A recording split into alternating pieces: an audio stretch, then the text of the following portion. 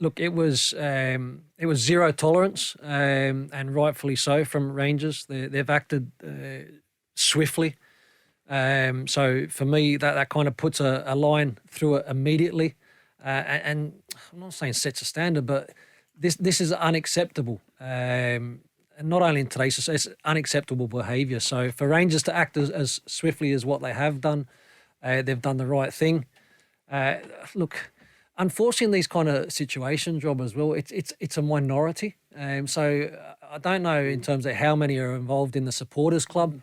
That probably got nothing to do with the situation, and obviously now they're also punished in terms of the lack of tickets for future games and all that sort of stuff. It's a strong statement, like I says, in terms of racial discrimination, any form of discrimination. It is unacceptable. Rangers have acted quickly on it. Yeah, and you would hope that self-policing takes over, John, in these situations. And I guess if you're an innocent on that supporters bus who wasn't getting involved in the chanting, but you're affected because your club, your branch of the supporters club, is not going to be getting any more tickets for games, then that's when that message gets out, that's going to help stamp it out, isn't it? Yes, it will. I don't think that's, if you've got no involvement in it whatsoever, and you're looking at young men sitting around you and they're getting drunk and they're uneducated and they're morons. You put them three things together and what do you get? You get an idiot. That's what you get. You get an idiot, right? And now there might be 4 or 5 idiots on there that are doing the racist gestures.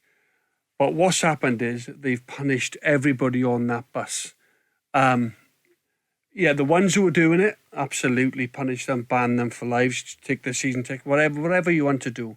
But you hope that other good supporters of Rangers, you're hoping that they don't get punished, because there are people sitting around you, and there's fans that will act a goat and they'll act stupid and they'll jump up and down, they'll shout all sorts of derogatory chants, and you're sitting next to them with your son.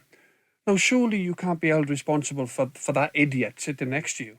But maybe if you're on a supporters bus and you're letting it happen without doing anything about it, yeah, what do you do? Are you implicated as well? No, but he's drunk. The guy who's doing it is a moron, and he's idiotic, and he's drunk, and he's making a clown of himself. Yeah. So what if you do when you approach him and he gives you a right-hander in front of your son? But what you do when people are drunk, you stay away from them. You just go, oh my God. Well, I think even with this one, John, I think the supporters club have come out with a statement and kind of accepted that Rangers have acted swiftly, and they obviously. Well, what would you do, Craig, if you and your son were on a bus? To deal with the scenario? But what they're kind of saying in a way is that there was a minority that are involved there. Absolutely. But if you're on a bus, Craig, with your son, going to watch Rangers play, and there's moronic fans doing racist chants and racist gestures, and you're thinking to your son, "Oh, what? He's an idiot." By the way, don't be ever doing that, son. And then you get punished for it. Now, you can no longer be a part of that supporters club. Mm-hmm. You can't go to watch your beloved Rangers play. Yeah. How would you feel? No, it's terrible. It's unacceptable. Like I said, it is unacceptable behaviour. It shouldn't be happening, and it needs to be eradicated. Rangers have acted swiftly. Yes, they are. So fair play to Rangers for doing that. And just touching on that, this is obviously in terms of the racism and all that sort of stuff, right? I was also at a game at the weekend, and it's funny you touch on it. So I'm sitting watching the game. There's a father and son in front of me, and this is just like general shouting throughout the game, John. And the language that this father was using in front of a young fella, I was embarrassed. Disgusting. I was absolutely embarrassed in terms of what that young lad was hearing, and probably what he was then going away thinking is normal behaviour. It's not normal behaviour. But the racism side of things, like I says, you've got to knock it on the head. It's been done. The people have been banned, and rightfully so.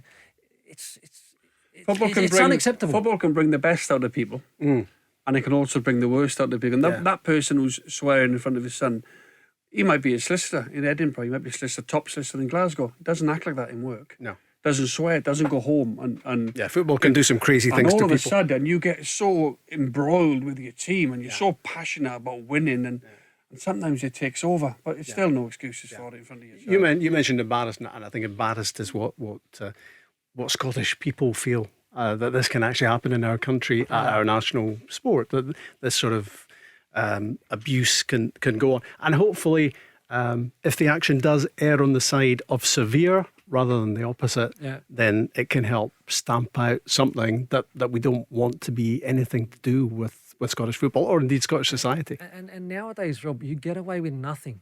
With social media, you know, like, again, like everything that you say and do is captured on camera, on phones and all these kind of things. So people have just got to, they've got to be so much smarter, and they've just got to respect people, you know, like at the end of the day, treat people the way that you'd like to be treated yourself. And I think if you go along with that motto in life, you won't go wrong. You don't fall down that lane of that stupidity. Craig, you've been to rugby matches. I've been to rugby matches. All right, it's a total different sport. It's a different crowd. It's a different way of behaving when you're in the stadiums. And in football, you just feel a certain element. There's some wonderful football supporters out there, the passion, everything else. I love all that. But there's a thug element to it, isn't there? Which attaches itself to football. You know, and that's a shame, because I've been up in Edinburgh, 25,000 fans, singing Delilah, walking up after the game at Murrayfield. And you think to yourself, wow, can you imagine 25,000 football fans going at each other? Tell Alexa to launch Go Radio or listen on the Go Radio app.